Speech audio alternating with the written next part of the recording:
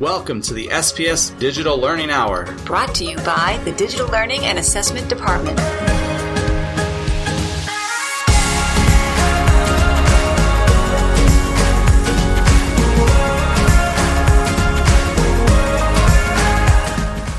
Thanks for joining us. I'm your host, Mike Thomas. And I'm Suzanne Sargis. We're bringing you the latest news in Springfield Public Schools in regards to technology, along with inspiring interviews from teachers who are using technology in the classroom. We'll also inform you of the latest updates, practices, and news as it pertains to our district. Whether you are new to using technology in the classroom or a seasoned vet, we are here to help. Coming up next, in case you missed it.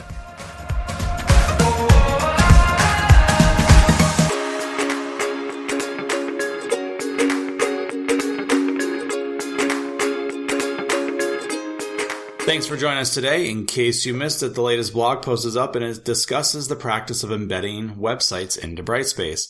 Now, and for time now, you've been able to embed videos either through YouTube or Vimeo. But the idea of embedding a website is something rather new to all of us. And instead of getting down deep into actually how to do it, we've got videos for that. That's on our Microsoft video page and our OITA YouTube video page, where we go step by step on how to embed a website. But this is more the idea of the practice behind it, like why we would do it. And in the article, it has some both pros and cons to why we would. And ultimately, it's you as the teacher who has to make that choice. So if you're interested in learning actually how to do it, go to the SPS OITA YouTube page or the Microsoft video page. If you want to learn more about why you would do it, go to the blog page. If you got any comments or questions, leave it right there in the comments below. In case you missed it, there's been a language change to Brightspace this week. Every month, Brightspace comes out with updates based on feedback from their users. And this month, one of those updates included changing long answers in a quiz to written response. They function exactly the same. It's just the title of that particular question type. Instead of long answer, it is now written response. Hopefully this makes more sense to you as you continue creating your quizzes. In case you missed it, Brightspace added a new feature to the question authoring experience. In the past, when you've gone and used the equation editor, you would get a big sum sign where you wouldn't be able to see the equation unless you previewed it. Now, when you are creating any type of question, anywhere using the equation editor, you would be able to actually see the equation you built. So instead of trying to guess or go back and forth, toggle between screens to see, it appears directly in where you're working. And so you'll be able to see and make corrections as you see fit. So hopefully this tool helps you in creating more effective questions. That's it for In Case You Missed It. Coming up next, Hot Takes.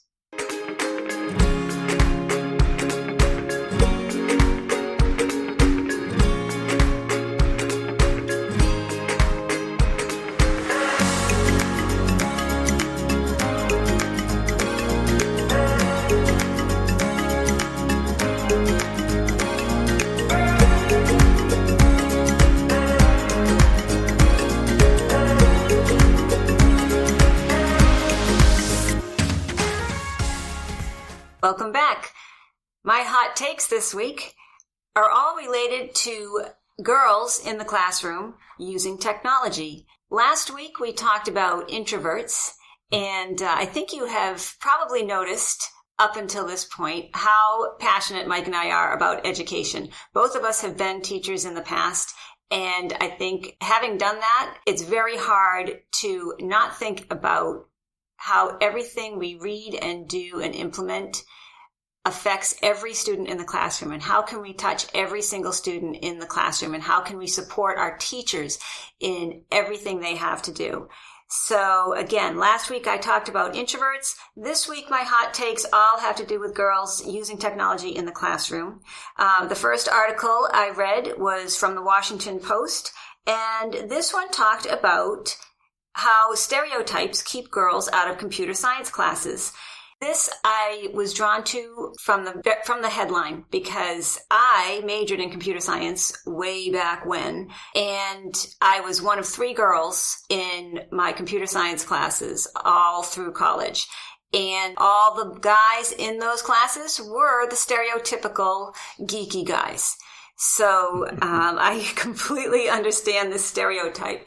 And this article talks about how difficult it is to get over those stereotypes.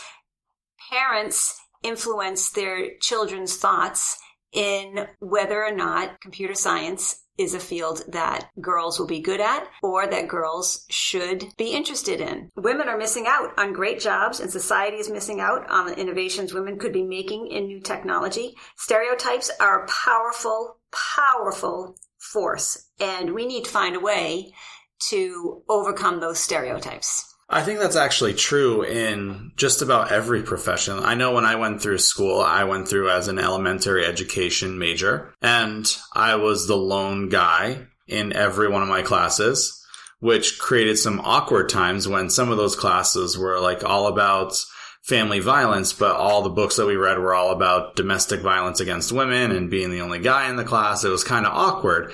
And so just throughout like my college career, I was primarily the only guy. There was a few classes where there was a couple other guys who were going to become gym teachers, but they needed this elementary credit. And so I think that's true. And then I also think about just all sorts of different jobs where we see how it's not necessarily gender specific, but it's gender leaning. I think of fashion designers. I think of hairdressers. I think of any place I go where there's predominantly one sex over the other in anything. Like where I go and get my haircut, I don't even know if a guy works there. It's all women. And so is that also like the stereotype that guys work in barbershops and not, I go to a fancy place so I can get my hair all spiky. And quite frankly, I also like getting my head washed by other people. It's not like they massage it. It feels good, but it's also a place that's dominated by women working there. So just like in a lot of STEM jobs where it's primarily guys, there is that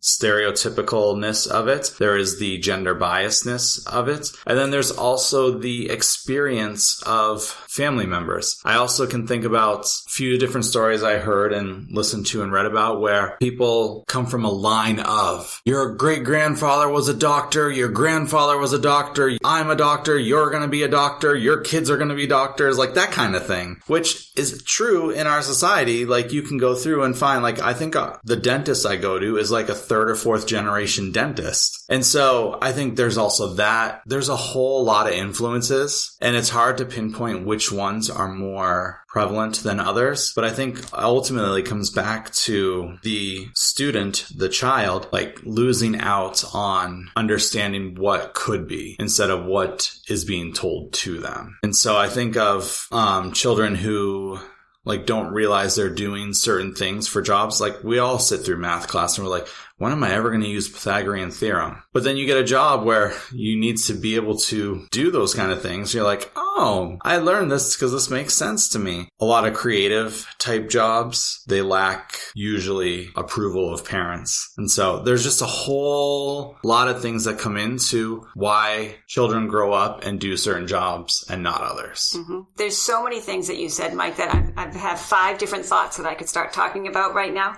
But I'll try and stay on focus with the stereotypes and how we project those onto children in the classroom. I think it really correlates to so many adults' view of technology in the classroom right now, in that the same way we have to alter our stereotypical views of whether a boy or a girl goes into computer science or uses technology, we have to change our views of technology in general. It's not just a word processor anymore. It's used in every subject, in every grade, and in every job. So it's really opening up our minds to step out of that box. Like I mentioned a couple of weeks ago, there is no box anymore. We really have to open our minds in every sense of the word and just throw out those stereotypes and all those beliefs that we used to have and know that, yes, there can be a male elementary teacher. When you said that, I totally remembered when I got my master's, there was maybe 2 men in all of my classes. So, right, we shouldn't think that way. There should be just as many male teachers as there should be just as many girl computer scientists. Step one, opening up our minds.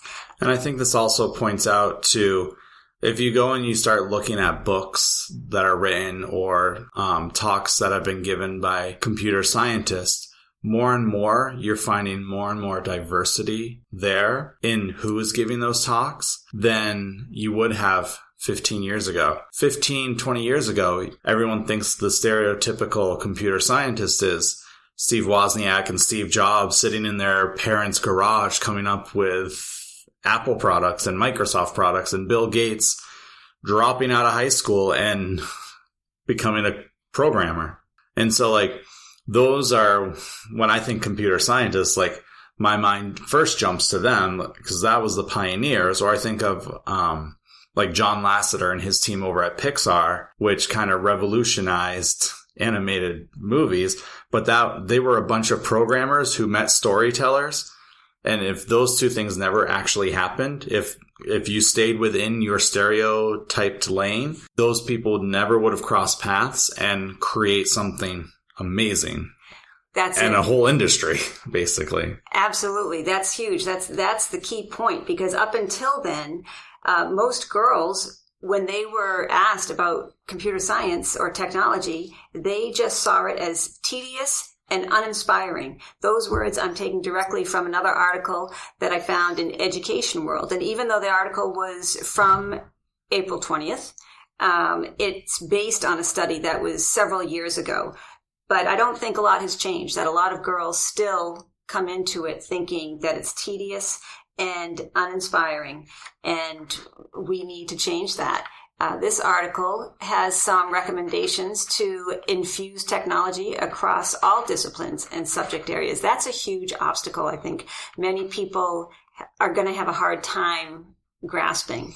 And I think once that happens, the whole stereotype of computer science goes away, because then you start to see, like I was pointing out with like the whole Pixar thing, is that no matter where you come from, there are ways to meld it together and to get to where you want to be. And I think that is cool. I'd love to hear some of these ideas, because I know as a teacher, like, it's hard to try to balance your essentially the checkbook of what you need to do in your classroom. Right. One of the great things they listed as a recommendation, and I know this is difficult given everything a teacher has to do in one day, but it was a new idea for me. And they said incorporate technology learning centers into the classroom. So to not think so much about the student's ability to use a specific technology, but to give them that time to tinker and to play around with the technology and learn how they can use it to the best of their ability. And that's a key aspect of using technology, is just having that time, as we all know, just having that time to play with it. And that's what teachers, if possible, need to add to their classroom.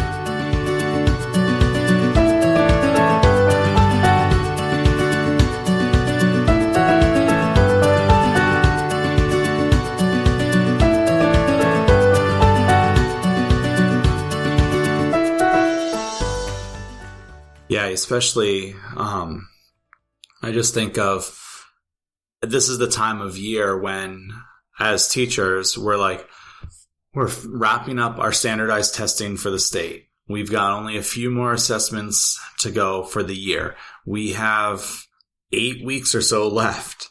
How are we going to keep these students engaged during this time when the weather's getting nicer? And at the time of this recording, supposedly a weather underground is saying middle of next week it's supposed to be 82 and sunny. And for me, like, even like the work that I do, I'm like, how can I get outside? And like that push and that feel is going to happen. So how can we help keep students engaged? And I think giving them the time to tinker, and maybe this is a time when you take that step of faith out and be like, I'm going to teach coding, even though I know nothing about it. I'm going to trust that Scratch and Google have me covered. Right. And you'll be amazed that, I will say this because after teaching coding last year with not knowing how to do any of it, I had students that were making for those of you who know what Flappy Birds is, they were making their own version of the Flappy Birds app on the computer using Scratch. And it was incredibly hard because not a single student could actually beat the game that a couple of students made. And so like they were working together. Like it was the best collaboration I had all year long because they were invested, they were tinkering, they were trying things. We went through the lessons together and then I let them go. And it was the growth I saw during that time was better than the growth I saw throughout the year. Love it. Love it. That's awesome. It goes along with another challenge that I think, I shouldn't call it a challenge. It will be an experiment and a great project if teachers have the opportunity in these last few weeks of school. Another recommendation from this article is to develop assessment tools that evaluate a student's ability to use technology for learning, critical thinking, and problem solving, rather than only the student's ability to use that technology. So put it in the student's hands and ask them, how can you use all these different technologies to learn and problem solve and increase your critical thinking skills? They'll probably come up with many, many ideas that you can then use next year. Are there any other great ideas? Because that one I can think of a few applications for that. Like instead of like when teaching Sway, instead of teaching this is how you use Sway, what kind of assignment, after looking at some examples of Sways, what kind of assignment do you think we can do? And then making it more student-led than teacher-led, being like, all right, you guys just created the assignment that you're going to do. How are we going to assess this, that we not only completed what the task is, but it creates more of the students having to hold on and make it their own instead of teachers giving me information. Right. Yeah, that's it. Definitely give it to the kids. They know how to make the Sways, and they'll come up with more and more and more ideas for the teacher to use them in the classroom. And I think that's the easiest way to go. I think as a teacher, if you're learning a new tool for the first time, it's pretty hard to come up with how that can relate to a lesson plan that you have mastered. So let the kids help you. They have so many ideas, and I'm sure they'd be willing to offer all those ideas to you. Along that same line, I can lead into my next hot take, which is from ABC News Breakfast. And this was an article in March of this year. And it is about a woman named Linda Lucas, who says there's a technological revolution happening around the world, but it must be more than a boys' club if it's to create worthwhile change, according to this computer programmer. So this woman also says that you need to give the students freedom to use computers in a different way, and basically to teach them how to code and storytell at the same time. So I think this woman is from Finland, which I love because I am Scandinavian. I'll just leave it at that. Part Scandinavian. So anything in that area I just think is awesome. And I've read other articles about education in Finland that I'm always impressed with. But she talks a lot about how we can get girls to start coding beginning in those primary grades. So believe it or not, coding is not just for high school. It can be taught at the elementary levels, and it doesn't need to be a separate subject. They have implemented it across the curriculum at all grade levels. And what I love, I'm going to go into a hot take of yours, Mike. Sorry. But again, all our hot takes, in the end, they're all intertwined, which is the awesomeness of education. And technology in education, because that's what our main focus is focusing on how to embed technology into education and looking around and seeing what others are doing and to end up bringing stuff back to you guys so that you guys can not only improve your classroom, but also improve the student's educational experience, because as teachers, we are experience makers. One thing that Linda said in her article, which I loved, was that you learn coding in every subject, which means that in biology, you learn coding. You learn it in English classes or arts and crafts. Funny that they still have arts and crafts in Finland, but I like that. And physical education. And it means that they're getting a much more diverse group of people excited about programming as a tool of self-expression and problem solving. That quote alone I want to hang up in my in my queue, because it makes so much sense. For years and years and years and years and years, it's been this small or not so small group of men who I think for the most part think very similarly. There's probably some odds and ends in there, but for the most part, they think a lot alike. And what she's saying is that we need to get more girls and women involved in coding to bring in that diversity of thought and creativity, and then think of what is possible when you add this whole new population of coders into the mix. Now here's a short clip from the TED Talk given by Linda Lucas. The kids of today, they tap, swipe, and pinch their way through the world. But unless we give them tools to build with computers, we are raising only consumers instead of creators. This whole quest led me to this little girl. Her name is Ruby. She's 6 years old. She's completely fearless, imaginative, and a little bit bossy. And every time I would run into a problem in trying to teach myself programming, like what is object-oriented design or what is garbage collection, I would try to imagine how a 6-year-old little girl would explain the problem. And I wrote a book about her and I illustrated it. And the things Ruby taught me go like this. Ruby taught me that you're not supposed to be afraid of the bugs under your bed.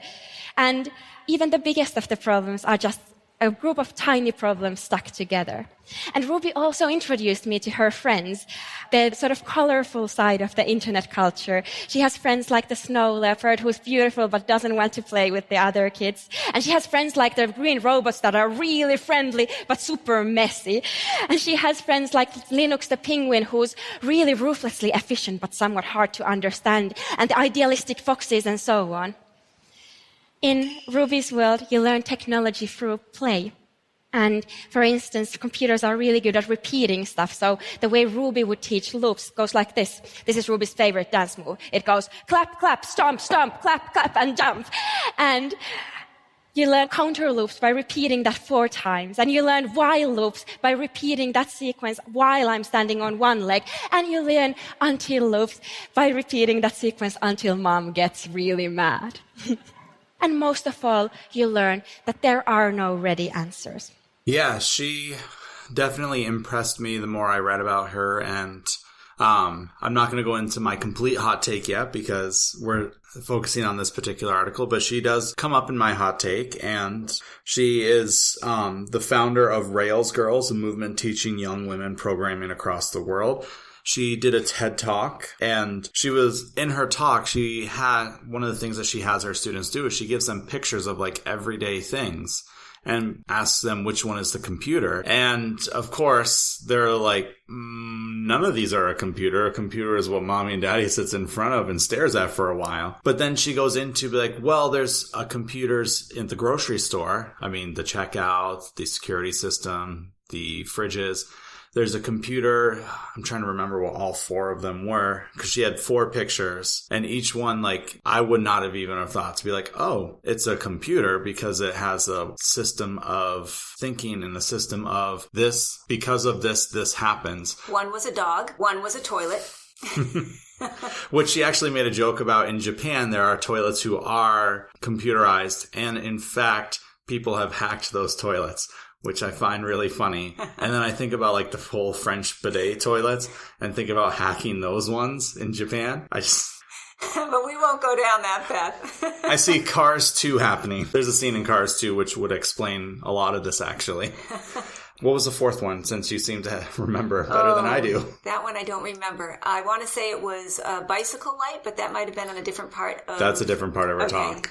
But essentially, each one of these things, because they have to do certain things, it's like a computer.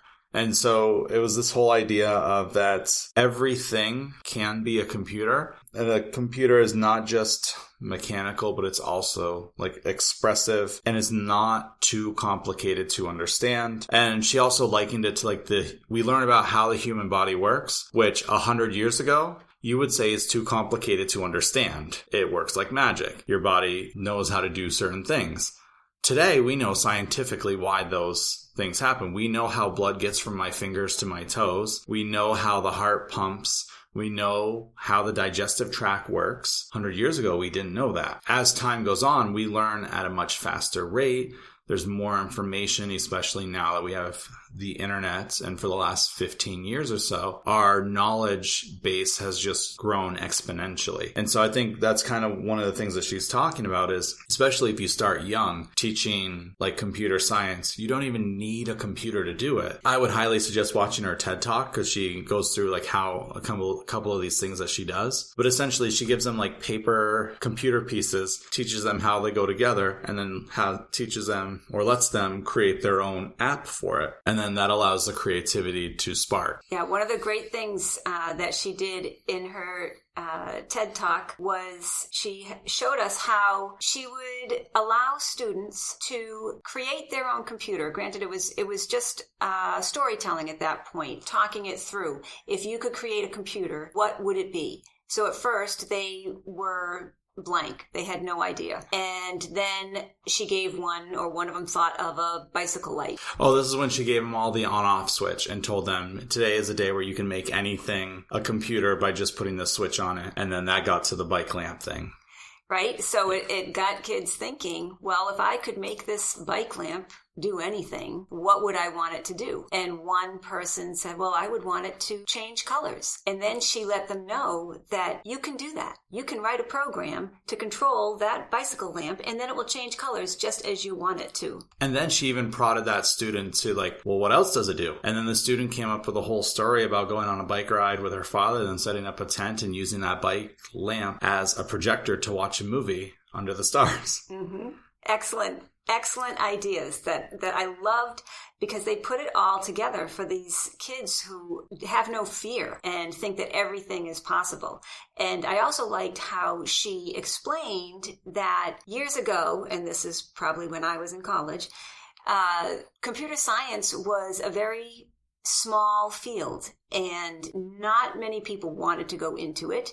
And not many people thought they could ever understand it. It was so complicated at that point. It was all bits and bytes and language that they didn't understand. The ones and the zeros. Exactly. So it was very foreign. And she said since then, these layers and layers and layers have been added and so distanced people from how a computer actually works that people still think it's so complicated and that they'll never get it. Whereas that's not the case. She went on, hopefully you'll be able to remember specifically, Mike, but she went on to explain in quote unquote computer language how to do a dance or what a loop is. And just by simple patterns of jumping up and down and clapping and spinning, she then translated that to computer language. Right. In the coding world, in one of her books that she wrote, I think the character's name is Ruby. And so like Ruby's favorite dance was clap, clap, stomp, stomp, spin, spin. But then that's all pattern recognition. And that's what a lot of coding is pattern recognition and having the computer create and follow a pattern. You see that a lot in Stitch too. When you're teaching coding, like you move the parts over that you want it to do, like go forward 10 steps. I want you to turn 90 degrees and then walk. So like that's very like basic coding, but it's still creating a pattern. And pattern recognition is part of coding. And that's where you get the whole what a while loop and a by loop and a couple other loops that she said. That's where like you might not call it that name, but we do it every day. So right. She not only did she have the dance analogy, but she also talked about how she loved to knit. Well, when you think of everything that goes into knitting, you have to follow a pattern. You have to do the same thing for a certain number of stitches, and then you change that stitch. And again, it's that thinking process that all comes into play when you're coding. She also talked about French participles, which kind of went over my head. But a lot of these tasks that we do in many different content areas all come into play when you're coding. Yeah. So if you want to learn more, you can go to where our blog is hosted. Not our blog, our podcast is hosted. We'll have links to all these articles there.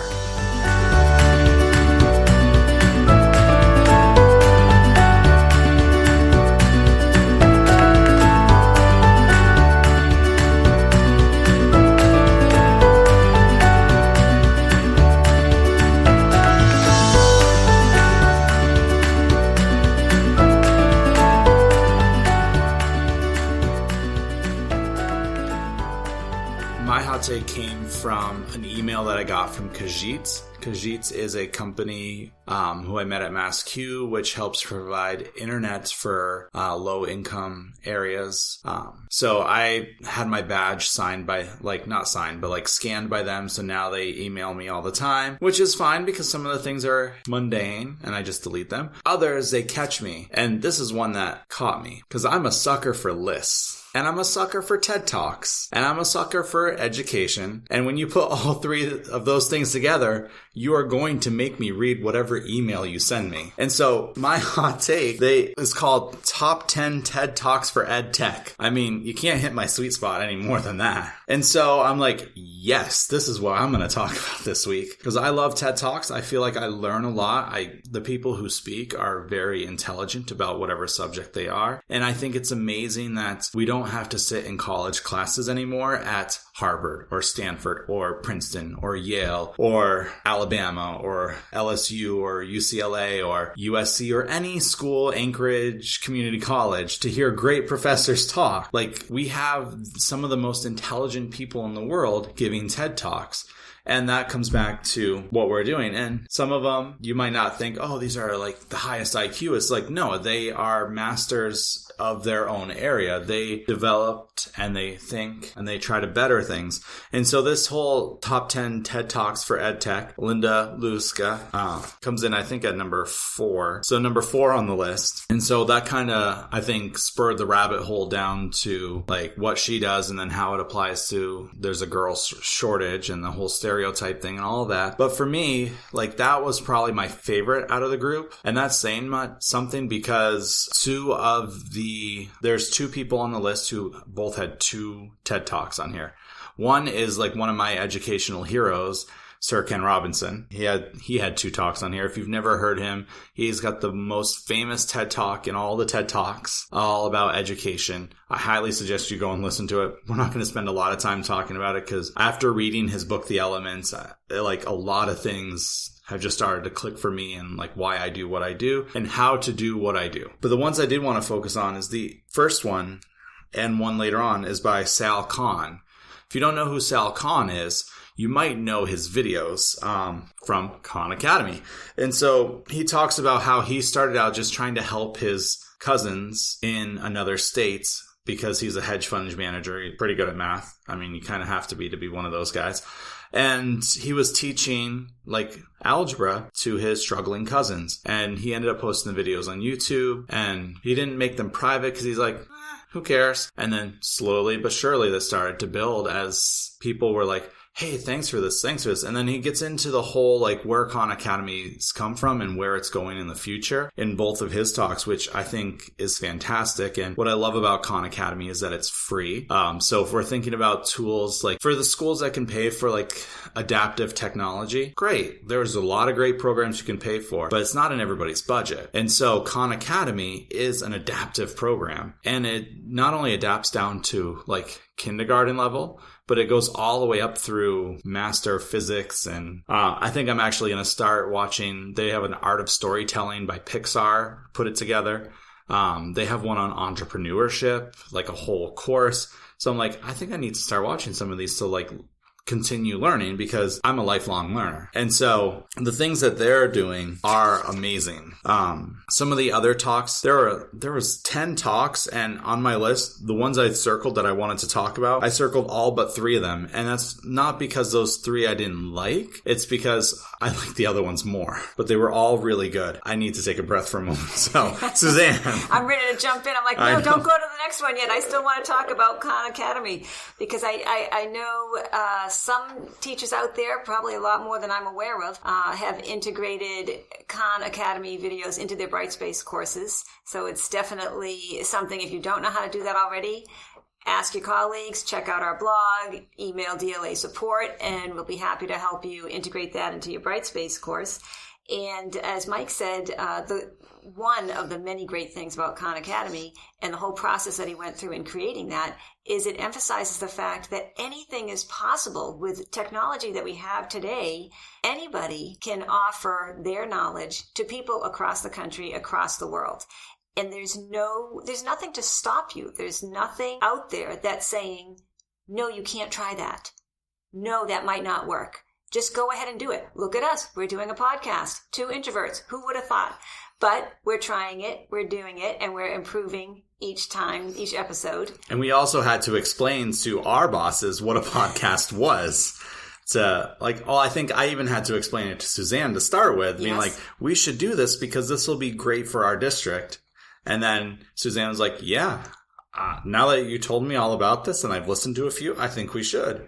Right. And so then we've gone up the chain to kind of get approval to do this. But it comes from that whole idea that anything is possible. Exactly. We're doing this.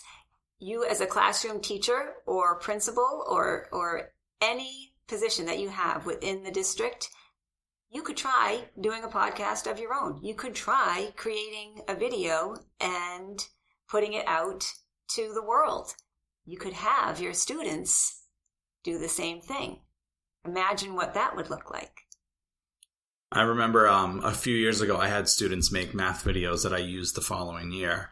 And the ones that did a good job with it, the ones that were of good quality, I should say, there were some where, because of different sound issues, things that we were trying to do, the videos didn't come out as well, especially because we tried to use the outdoor classroom at our school.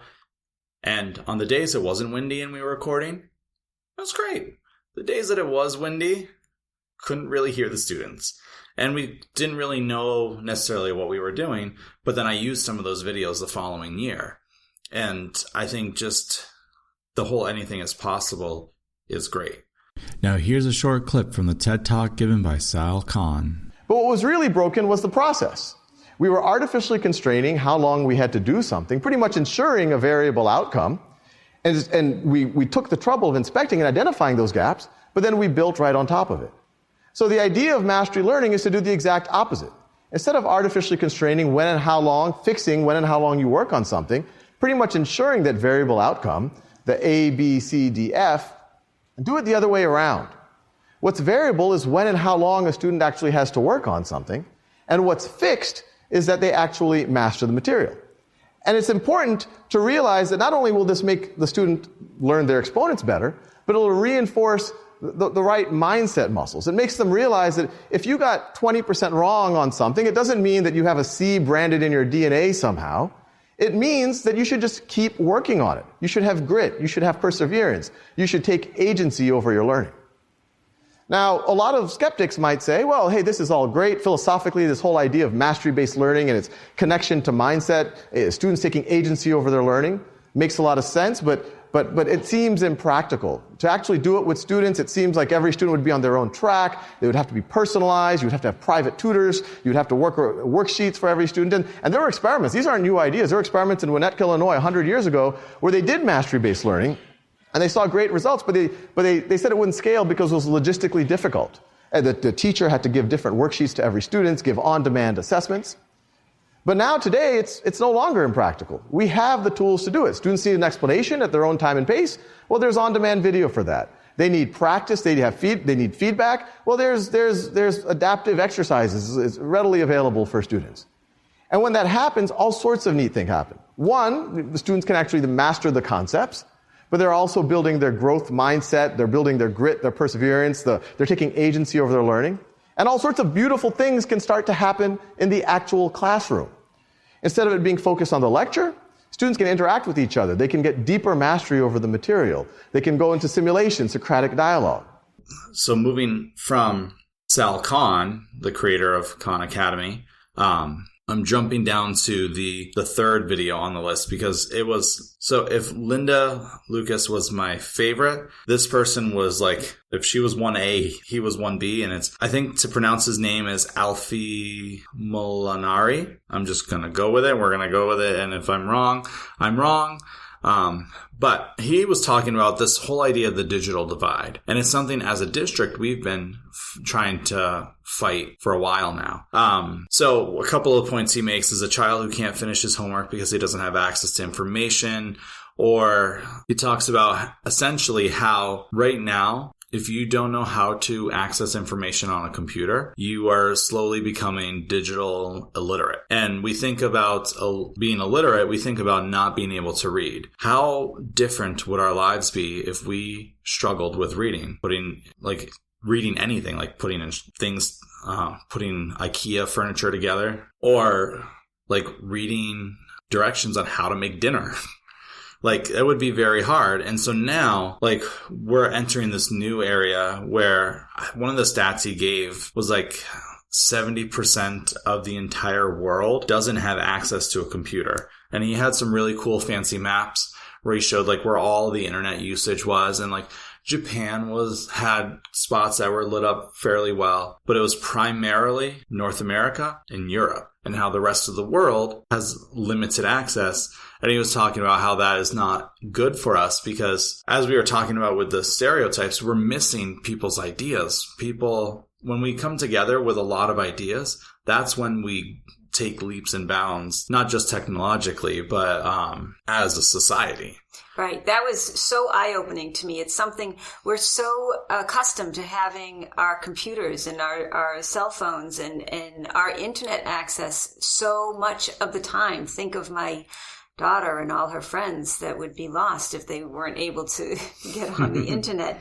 So to see those maps, as Mike described, and out of 7 billion people, only 2 billion are included in all of this technology access that we've become so accustomed to. And just to reiterate what you said, Mike, think of what would be possible if every child and every adult in the world had internet access, had access to all the Khan Academies, all the other educational resources that are out there, all the tools to communicate to the rest of the world, all the inventions that could take place. Yeah, things that we have no idea about now, like they might not come about in the future because of this lack of literacy. Like when it comes to scientists, it was only a few hundred years ago that the world was flat. It was only a few hundred years ago that Galileo was studying the stars and being laughed at because they thought he was crazy. Turns out he's not. And so like without people coming together and taking those steps, then we won't have the growth to the future. And I think it was his talk where he talked about there's like a whole pyramid. I'm looking at my notes at the moment. I could be wrong on the person. Like the bottom half is all of the manual labor type jobs, which will soon be replaced by automation. And then like you go up the pyramid, and like the very top is like the creative people. I could be getting my I think that was a different one, but still a very good point to make. All right, so I'm just going to cut that one off. And it was a very interesting talk. He works in Mexico, and so he was talking about how for Mexico, doing the one-to-one was not necessarily the best idea because there's just a lack of Wi-Fi. There's just a lack of internet. And so instead of doing that, they created a little like after school places to go throughout the area where he lives and was working. And instead of, I think he was saying like 1,600 laptops one-to-one, like now we have these stations where people can go, and we've helped more than like, I think it was like 12,000 people. And so the idea of going from, we've got these two paths, because of our area, one path is not as strong. We can only help a little over 1,000 people. The other path, if we do these things where we make these after school huts and clubs, we can help more people. And so it's like, I think a lot of what he was talking about was like trying to find that balance to like bridge the gap, basically. Right, because in his talk, he was concentrating not only on students in the classroom, as we are here in Springfield, but he was talking about the entire town, the entire country. He had his story of visiting, I hesitate to call it a community, but people who basically lived in a dump, and their quote-unquote house was there, and they scavenged in this dump for food and anything else. So he was trying to help a much larger population than just school-age children. So these centers that he created were available for students, for parents, for grandparents. Anybody who wanted access to a computer could go there. I thought it was huge. I immediately tried to think of how we can put something like that in place. I always think big and dream big, and I know it takes a while to get there, but any ideas any listeners have to get this started, we would welcome your thoughts. Maybe you could take a Khan Academy class for entrepreneurship to learn how to start a nonprofit business to then turn around and build these sites around the city. Exactly. That sounds like a good plan. One thing he said that stuck with me, I loved it. I love it when they have these awesome quotes. My queue will be filled pretty soon with these things I keep posting. But he said, what moves technology is human energy. I'll say that again. What moves technology is human energy. Let's use it to make the world a better place.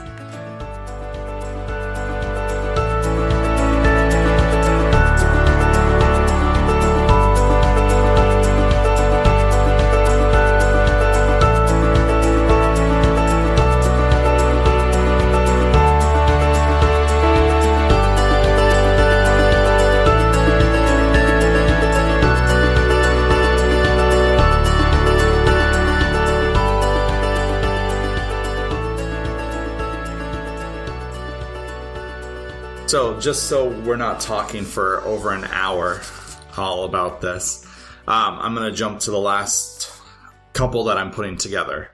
So the 7th and 8th talks on this list, I actually think go together and go to a lot of what we've been trying to focus a lot on, which is individualized education. So this is where another one where Khan Academy for Sal, he was talking about how they've gone from just the videos to, like, if you go out to their website now and you sign the students up, they have their own educational path, and that it's an adaptive learning process where they can continue to move along and then they get the assistance that they need. And this idea where the next one kind of goes together with individualized education, which is all about gamification and how, like, gamification is not just sitting there playing games anymore. Gabe Zeikerman, in his TED Talk that he was giving, talks about how gamification has just entered into our reality. Like, if you buy a smart car now, or like a Prius, or like one of the hybrid cars, there's actually a game built into that car where you have to try to grow a flower by being more ecologically safe driver. It's like not going like over a certain speed and like doing different things to help the environment with your car. Grows a little flower. And when you're not doing those things, the flower withers away. That's gamification. If you've purchased any Coke product in the last few years, Coke has been a big gamification thing where you collect the caps, you go online, you put the cap numbers in, and you get points. And those points result in being able to do different things. The reason I know this is because a long time ago, there used to be these stores called Blockbusters, and you could rent videos from them. And Coke had a deal with Blockbuster where if you got up to a certain amount of points, you get one of like the tubs of popcorn, 2 sodas, 2 movies, and you wouldn't have to pay for it because you had paid for it with your Coca-Cola. And so like that's just another gamification thing out there. So this idea that he doesn't necessarily focus on like particular games, but he shows how not only in our world right now we are very gamified in how we do things, but that gamification can also help kids become better problem solvers and help them multitask, which I don't necessarily believe in. Multitasking, not that the game. I believe that gamification is a great tool. Don't get me wrong there. I just don't believe in multitasking because it's multi-switching because you can't focus on more than 2 things at once. That's why I'll pause and I'll look at the computer to make sure that we're still recording. But he shows how it was really funny in his talk where he had like this list of like 7 things that you have to do while kids are playing video games.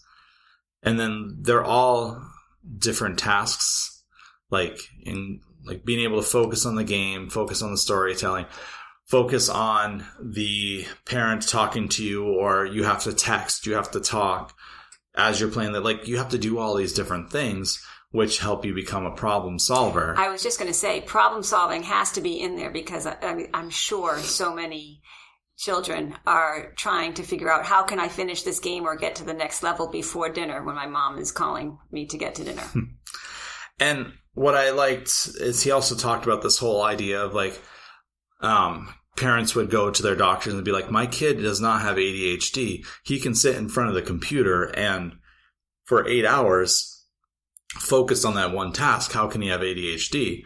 And then the scientists and the research that he brought to kind of like refute that was like, the world is probably just boring to your kid. And that's, it's not as exciting for them. Learning is not as exciting because they're not engaged in it. A lot of times when we think of learning, we think of, and this again goes back to the traditional model that's we've been working very hard to move away from, where teacher talks, students do, go home, practice, come back, check work, teacher talks, students do, go home, homework. Like that whole cycle is less about, like, that's like a very rote process, which can become very boring at times. And so I think like in some of like his kind of like jokes that he has worked in there is like the process is more important than the actual outcome of what you're doing. And with gamification, it's turning your learning into a game. And this actually circles back to the one from Khan Academy, because one of the things that they started doing was creating levels and badges. And think of how many things we do nowadays where we get a badge for it, or we get like a little like, or we get a thumb up, or... Right. I think of just my CVS card, right? You have your points that you earn when you go to CVS, or the grocery store when you're earning points and then you get extra coupons or whatever it may be. I think part of the hard part for many teachers is, again, just the vocabulary that's used. The fact that they're using gamification is a positive to kids because they hear the word game and they immediately think, oh, this is going to be fun and I'm going to get prizes. But for adults, you hear that word gamification and there's a little part of me that thinks, oh, well, no, that can't be right. That cannot be education. That cannot be effective teaching if it's gamification. And I think that's the hurdle that we have to cross. Right. And he does talk about also what some of us think of as games. Like the games he's talking about are not Call of Duty or Grand Theft Auto. The games like he spends a little bit of time talking about is like Civilization. I remember back in the day, he actually brings it up too, is where in the world is Carmen Sandiego? Like, or the Oregon Trail, like games where you have to learn and adapt to be able to play them. I think The Sims, although I don't know about current Sims versions, but I think back to Sims a long time ago, back with like 8-bit videos, screens, that like you had to build a city and then, a storm comes through. What are you going to do? Like you're running this city. Like you have to learn and you have to problem solve doing it. Like Zoo Tycoon. My daughter used to play Zoo Tycoon. Now it makes sense to me. So those are ways that gamification are games in the classroom. But then there's also the idea that if you turn what you're doing into a game that students buy in. And I think in the Khan Academy one, he talked about a school in California that decided to get rid of all of their math curriculum and focus on using Khan Academy as their main curriculum. And those schools saw their standardized test scores like jump dramatically. Sorry, I don't want to sound like I'm slurring my words here. But like, because a lot of times the students came back saying, this was fun and I didn't know I knew how to do that, is what the two main things that he kept coming back to. Right. You can't get me started talking about math because I love math and I love teaching math. And when I was in a different district, the curriculum that we used did involve a lot of games and the students loved it. But back to the gamification, is it possible for a teacher to gamify a course in Brightspace? Yes. And not only that, it's coming up in videos that I'm working on for next year, walking through how to gamify a course, and also a few blog posts that will be coming out in the future will all be about how to gamify Brightspace, which is a way that we can gamify the classroom. Brightspace has the ability to give awards. You have the ability to create a path of learning for your students. One thing for the digital learner license for next year, it's going to be more of a gamified basis. There are tools that you can create widgets for having a scoreboard, which is a very big thing in gaming. Like how many badges do you have? There are ways to take your assignments and turn it into a gamified learning environment. So to answer that question, yes, Brightspace does have those capabilities, and there are things that I've been learning about a lot this year that I've been preparing for next year. So maybe even something that we'll have trainings on early on in the year, so that when vacations come up or when you decide that, yes, I'm going to fully step into this, maybe for something later in the year, you can turn around and gamify. And hopefully I'll have it be a process that is a bit faster and easier than what I'm going through now. Because just like with computers back in the 50s, 60s, and 70s, they ran a lot slower than they do now because of the knowledge that has been gained. And so I'm hoping through the knowledge that I've been getting in my research that I can turn around and help teachers gamify courses or even gamify their room. There are other teachers you should ask around the district, maybe even go on Yammer and ask about teachers who are gamifying right now. I know that it's happening just because we have some innovative teachers in this district that are already doing it too. Excellent. Sounds like a great idea. So all of our articles will be posted on Spreaker.com. That's where our podcast is being hosted. I've done that twice now today. Where our podcast is hosted is Spreaker.com. And if you type in our podcast name, SPS Digital Learning Hour, you'll find it. All the links will be there to everything that we have, including the articles today. And the same for any of the other podcasts in the past. You will have the ability, all the articles are there that we've talked about. Any links, any videos that we've talked about, we've included there. It's also a place where you can leave comments on the podcast, so you don't just have to email DLA support. There's now a place. We're also now on iTunes. And so if you have an iPhone, you can click podcast, search the store, search the same name. You'll find it. Stitcher, I'm not so sure of yet because there's a few things that we still need to work out with them. But all of our articles and information that we've been sharing over the past month now will be easily accessible to you. Keep a lookout for future blog posts because a lot of the stuff we talked about today will end up probably in a blog post down the road. And these are our hot takes for this week. Coming up next is our interview with Mark McCann.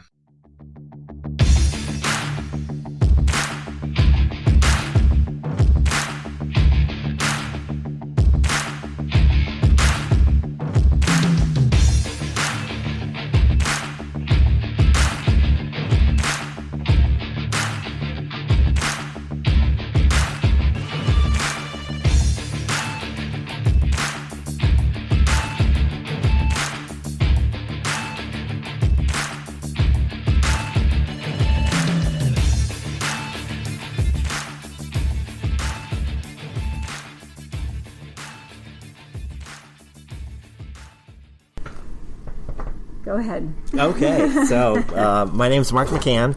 I'm the principal at Samuel Bowles Elementary School. Excellent. Why did you come to today's symposium? Well, I thought as being the principal and the instructional leader that it's essential that I learn some of the new skills that are happening and some of the new programs for technology and to support We Learn. And I think it's really valuable if I have the experience and some of the knowledge. I won't know it all, but if I'm able to use it with what I do with staff as the instructional leader, I figure they'll be able to have pick it up as I go along. So as the instructional leader, I think it's important for me to have.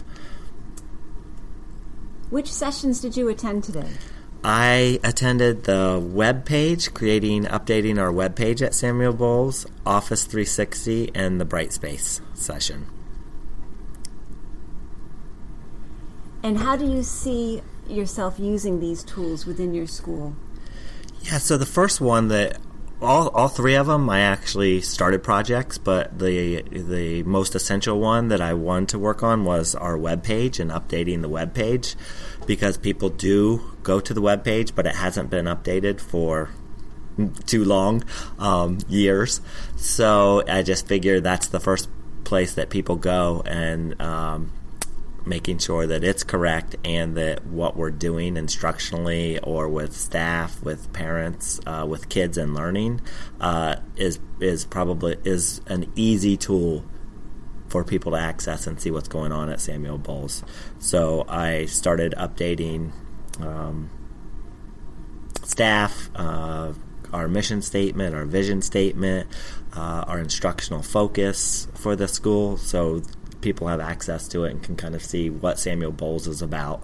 And Frederick Harris has a great model on their webpage. They really have it updated and lots of information. So it was easy to look at theirs and go, how can we use our own information at our school, and kind of look at how they did it. And how easy was it for you to update your webpage? It was really easy. It was really easy, and then, Mickey was there to, if I had a question or had something that I needed to do, I could say, well, how do you do this? How do you change your banner picture? And then she just was easily able to show me right there. So I think that was probably the biggest piece of today's, was a little bit of the working time, or Brightspace. Didn't know how to do something, you could just raise your hand and say, can you help me do this? And they could show you right then.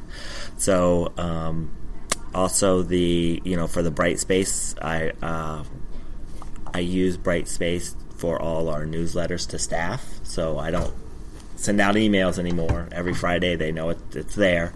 And I started a discussion board for staff based on what I learned at the session. So it'll be an easy way to get feedback from staff on changes that we're making, or if we need to make changes or not make changes. So I started a discussion thread about our PLCs.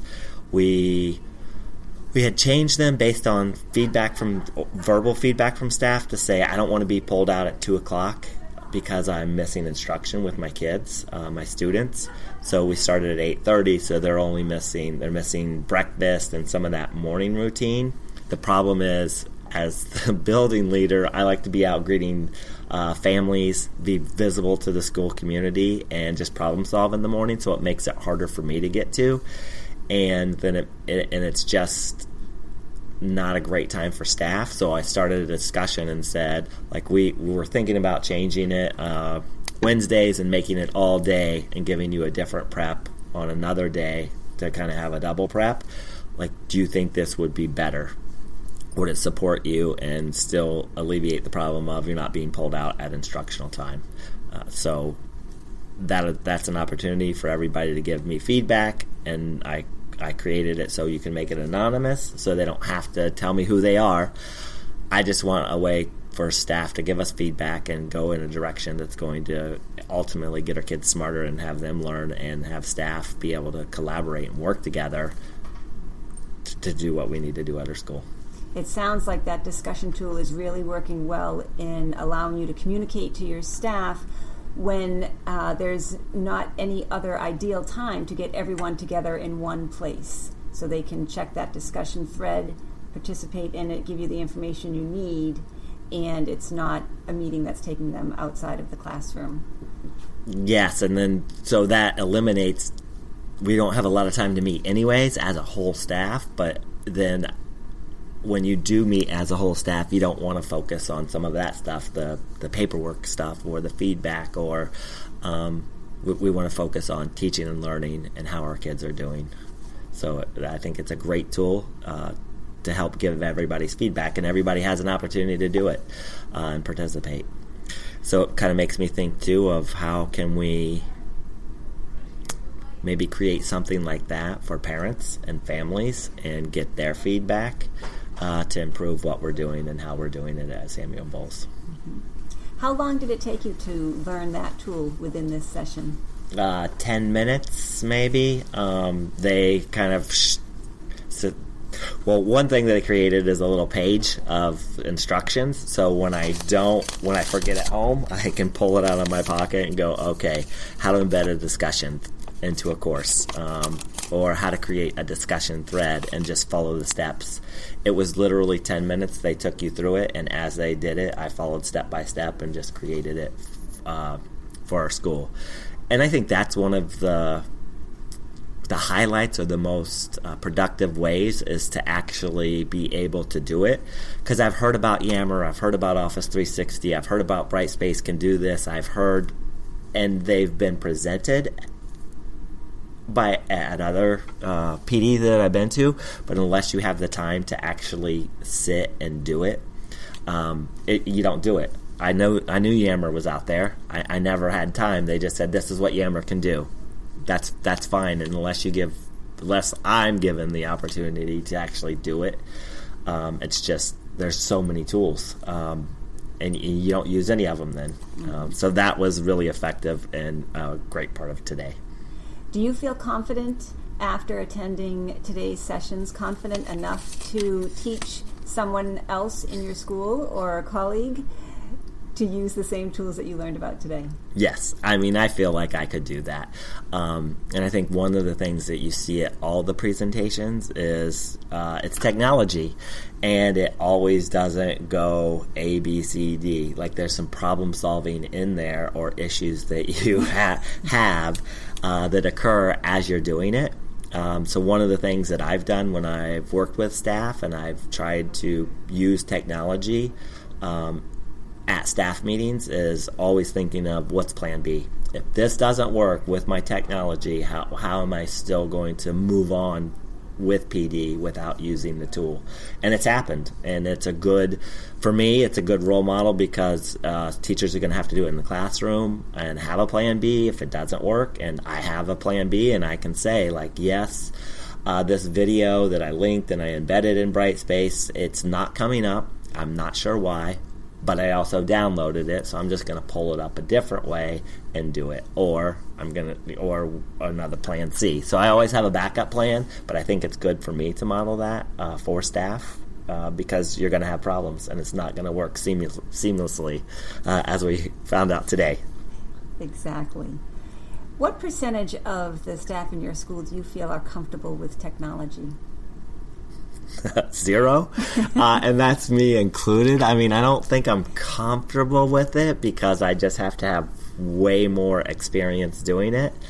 I think if it depends on what technology piece you're asking. I think everybody has that piece that they use, like Brightspace assessments. I think they're perfectly comfortable doing that, or creating quizzes for students to take with Brightspace.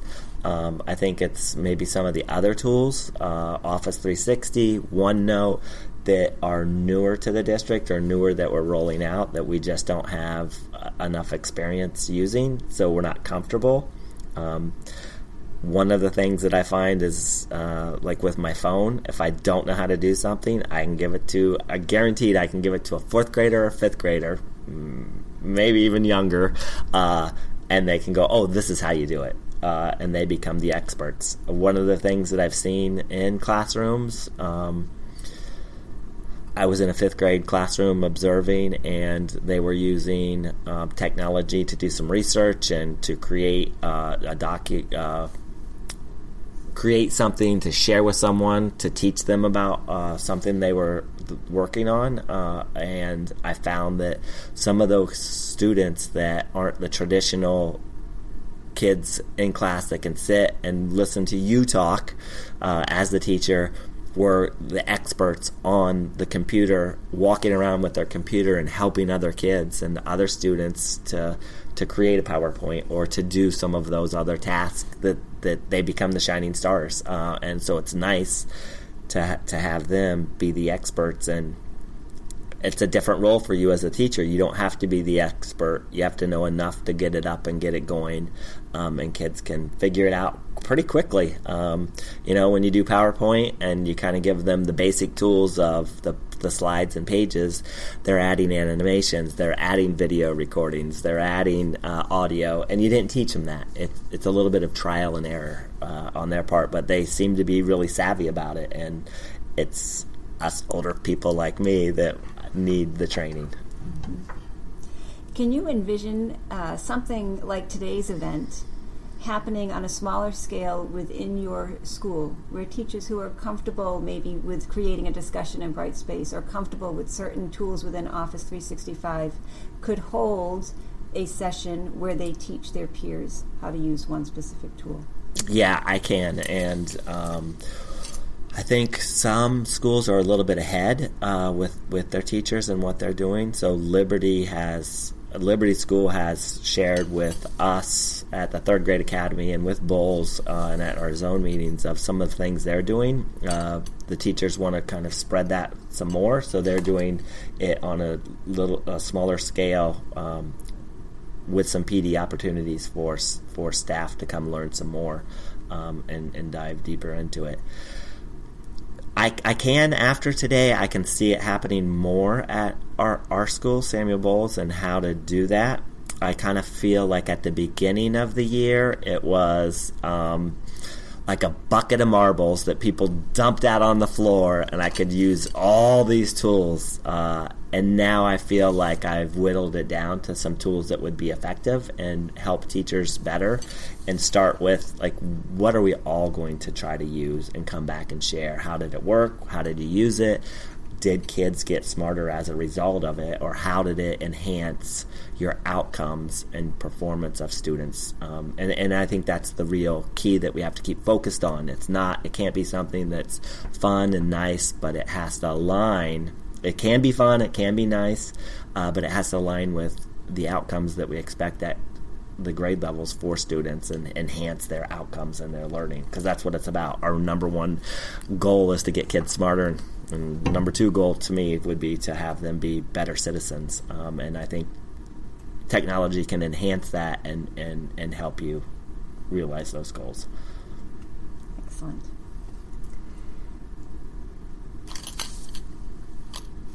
What's the first thing you're going to tell your colleagues about today's symposium? The first thing I'm going to tell my colleagues is I'm going to take a picture and upload it and add it to our Brightspace page, just to say, like, here, I'm the principal. I was at this fabulous symposium and I learned a few things, and I'm going to try to bring it back to staff and use some of it, like the discussion board, and explain it at Monday's PD, that you can go and give feedback. And it's one quick, easy way for you to give me feedback to help improve our school. Excellent. Well, thank you very much for You're welcome. talking with me today. Appreciate it. You're more than welcome. We'll talk again soon. Okay, thanks.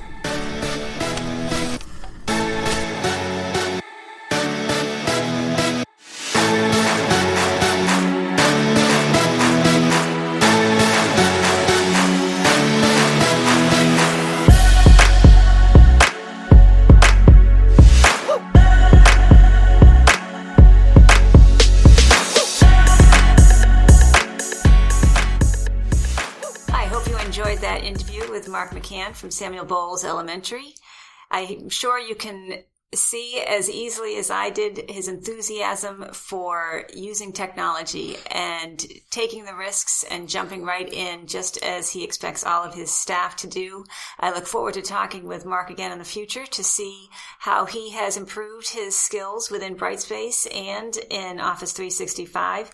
And I definitely want to hear about a future technology symposium at his school. We'll keep you updated on that. A couple of things that I really liked that he kind of pulled out in the interview was the idea of having a plan B, just in case it doesn't work. Because we all know we've put those YouTube videos on there, and we know for students to watch them. It works for some, it doesn't work for others. Even when we embed right now, because of our new blocking software, I can't think of what it's called at the moment. Our filter, yes. Yes, our filter. The videos work sometimes, and sometimes they don't. And so you need a plan B. And so I liked that.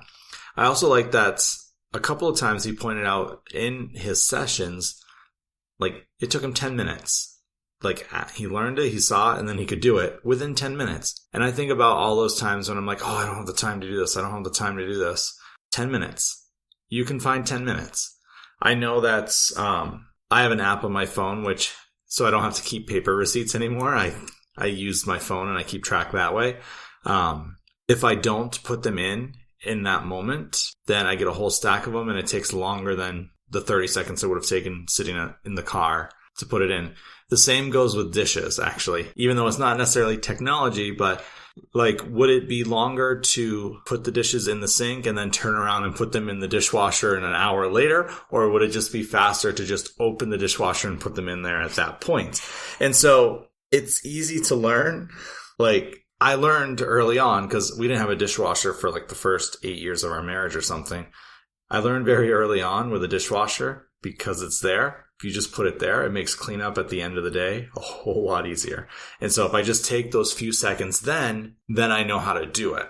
And just like with the technology he was talking about, the discussion board, he took him 10 minutes to learn how to do it, and now he can do it. And he's got the little cheat sheet to go along with it. Exactly. So. That cheat sheet is priceless. This goes along with another trait we may have in common, Mike, based on that, is procrastination. When you have it in your head that something is going to take so long and be so difficult, that's going to take me an hour to figure out. I don't have the time. But really, it was 10 minutes.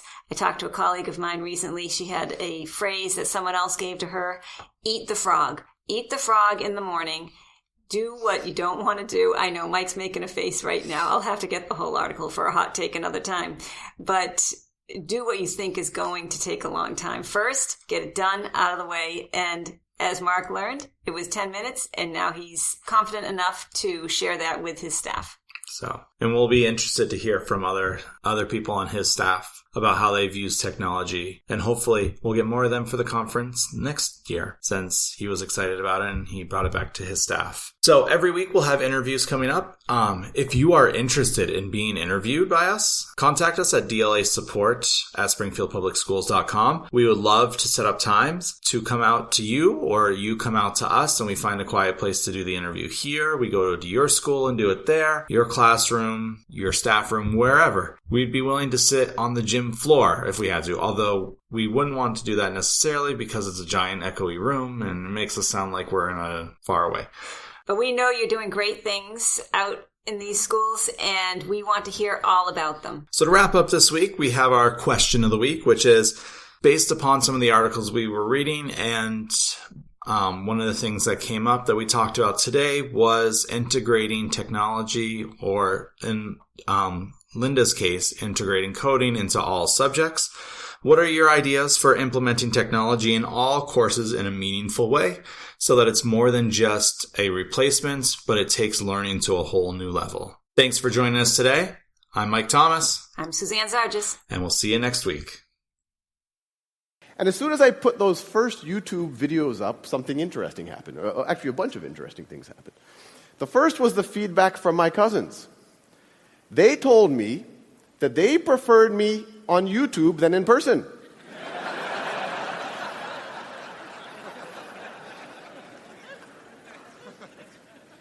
And once you get over the backhanded nature of that, there was actually something very profound there. They were saying that they preferred the automated version of their cousin to their cousin.